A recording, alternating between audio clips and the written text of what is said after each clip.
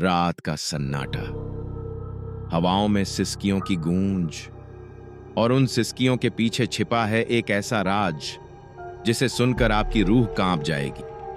कहते हैं कि इंसान का गुस्सा खतरनाक होता है, लेकिन अगर वही गुस्सा किसी खूबसूरत चुड़ैल के दिल में जलने लगे तो वो सुंदरता नहीं बल्कि मौत बनकर सामने आती है।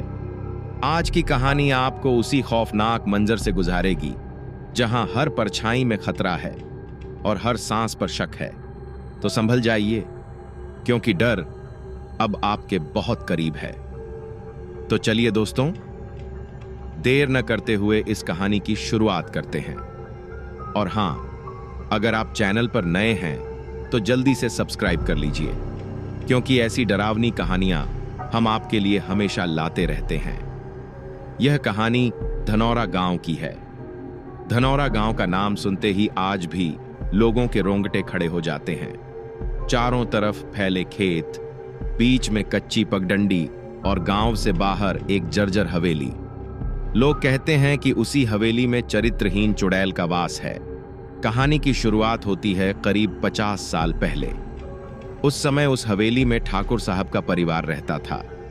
ठाकुर की जवान बेटी रजनी गांव की सबसे सुंदर लड़की थी। उसके काले घने बाल, गोरी त्वचा और नुकीली आंखें हर किसी का ध्यान अपनी तरफ खींच लेती। लेकिन रजनी का स्वभाव रहस्यमयी था।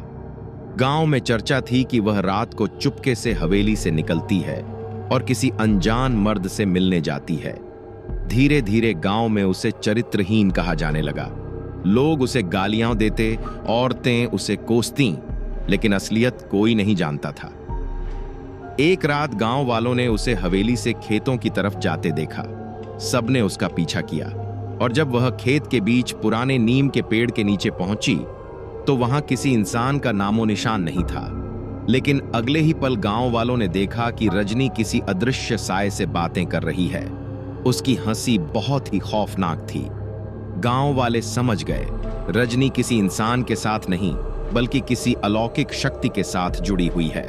गुस्से में गांव ने उसे चरित्रहीन चुड़ैल का नाम दिया और एक रात पंचायत बुलाकर उसे हवेली में जिंदा जला दिया। उसकी चीखें पूरे गांव में गूंजती रहीं। मरते वक्त उसने कसम खाई, जो भी मेरे चरित्र पर शक करेगा मैं उसकी आत्मा नोच कर पी लूंगी। वह हवेली सुनसान हो चुकी थी। लोग वहां जाना तो दूर, उसका नाम लेना भी अशुभ मानते थे। लेकिन 3 दोस्त राहुल, अर्जुन और सुमित मजाक मस्ती में एक रात हवेली में घुसने का प्लान बनाते हैं। रात का समय था, चारों ओर सन्नाटा और आसमान पर काली घटाएं। जैसे ही उन्होंने हवेली का दरवाजा खोला, लोहे की कुंडी अपने आप चरमराकर बंद हो गई। अंदर अंधेरा और सीलन भरा माहौल, दीवारों पर खून जैसे धब्बे थे। अचानक अर्जुन बोला, ये सब बकवास है, चुड़ैल बुड़ैल कुछ नहीं होती। लेकिन तभी हवेली के एक कमरे से औरत की कर्कश हंसी सुनाई दी। राहुल ने टॉर्च जलाई। दीवार पर एक औरत की परछाई थी। उसके बाल जमीन तक लटक रहे थे और चेहरा इतना भयानक था कि पहचानना मुश्किल था। वह धीरे धीरे बोली, मेरे चरित्र पर शक किया था, अब तुम लोग मेरी कैद में हो। हवेली का दरवाजा बंद हो चुका था। तीनों दोस्त इधर उधर भागे, लेकिन हर कमरे में वही औरत उनका रास्ता रोक लेती। कभी वह छत पर उल्टी लटक जाती, कभी चारपाई के नीचे से रेंगती हुई बाहर आती। सबसे पहले सुमित की चीख निकली। चुड़ैल ने उसके कान के पास फुसफुसाकर कहा, तुमने भी मुझे चरित्रहीन कहा था ना? और अगले ही पल उसका गला दबाकर उसकी आत्मा खींच ली। राहुल और अर्जुन डर के मारे पागल से हो गए। अर्जुन ने दरवाजा तोड़ने की कोशिश की, लेकिन अचानक पीछे से तेज हवा चली और चुड़ैल उसकी आंखों में झांकने लगी। उसकी आंखें लाल आग की तरह जल रही थीं। अब तू मेरे साथ रहेगा हमेशा। अर्जुन का शरीर वहीं गिर पड़ा। अब सिर्फ राहुल बचा था। उसके हाथ कांप रहे थे। उसने रोते हुए कहा, हमसे गलती हो गई, हमें छोड़ दो। चुड़ैल धीरे धीरे उसके पास आई। उसके चेहरे पर आधी खूबसूरती और आधा भयानकपन साफ दिख रहा था। दुनिया ने मुझे चरित्रहीन कहा, अब मैं हर उस इंसान की आत्मा लूंगी जो मुझ पर शक करेगा। राहुल की चीख हवेली में गूंजी और अगले दिन लोग उसका लाश हवेली के बाहर पड़ी मिली। आज भी धनौरा गांव के लोग मानते हैं कि वह चुड़ैल आज भी हवेली में है। रात के वक्त अगर कोई उसके बारे में बुरा बोलता है या उसके चरित्र पर सवाल उठाता है तो वह चुड़ैल उसके सामने प्रकट हो जाती है और फिर उस इंसान की सिर्फ चीखें सुनाई देती हैं। राहुल, अर्जुन और सुमित की मौत के बाद पूरे गांव में दहशत फैल गई। लोग फुसफुसाकर कहने लगे, चरित्रहीन चुड़ैल अब हवेली तक सीमित नहीं रही, उसने हवेली से बाहर निकलना शुरू कर दिया है। गांव पर पहला कहर कई बार रात को खेतों की मेड़ पर औरत की हंसी गूंजती। आधी रात को बैलों की गाड़ियों पर बैठे लोग अचानक बेहोश होकर गिर जाते। सुबह उनके शरीर पर गहरे नीले निशान और आंखों से खून बहता मिलता। एक बार गांव का एक शराबी औरतों के सामने बैठकर बोला, अरे वो रजनी तो वैसी ही थी, चरित्रहीन, उसके बारे में डरने की क्या जरूरत। उस रात शराबी की लाश गांव के कुएं में तैरती मिली। उसकी आंखें बाहर निकली हुई थीं, जैसे किसी ने भीतर से आत्मा खींच ली हो। लोगों ने समझ लिया कि चुड़ैल अब उन सबको सुन रही है। गांव के लोग डरे सहमे एक बूढ़े पुजारी के पास गए। पुजारी ने कहा, यह साधारण आत्मा नहीं है, यह उस औरत की आत्मा है जिसे गलत आरोपों के साथ मारा गया। अब यह प्रतिशोधी रूप में चरित्रहीन चुड़ैल बन चुकी है, इसे रोकना आसान नहीं।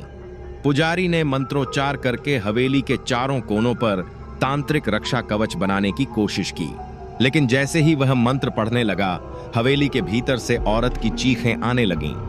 अचानक पूरा गांव हिलने लगा जैसे भूकंप आया हो। पुजारी के माथे से खून बहने लगा और वह वहीं गिर पड़ा। मरते वक्त उसने बस इतना कहा, वह अब हवेली तक सीमित नहीं, पूरा गांव उसकी गिरफ्त में है। अब गांव की औरतें सबसे ज्यादा डरी हुई थीं। जब भी वे कुएं पर पानी भरने जातीं, कोई अजीब सी छाया पीछे खड़ी मिलती। औरतें भागकर घरों में घुस जातीं, लेकिन कभी कभी वह छाया उनके घर के दरवाजे तक पहुंच जाती। एक रात एक औरत ने अचानक जोर से चिल्लाकर पूरे गांव को जगा दिया। जब लोग पहुंचे तो देखा, वह औरत पागलों की तरह अपने बाल नोच रही थी और कह रही थी, वह मेरे कानों में कह रही थी, तू भी तो मेरे बारे में बुरा सोचती थी ना। अगली सुबह वह औरत मृत पाई गई। धीरे धीरे रहस्य खुला। असल में रजनी का किसी इंसान से नहीं, बल्कि एक दुष्ट आत्मा से संबंध था, जो गांव में पुरानी तंत्र साधना के कारण फंसी थी।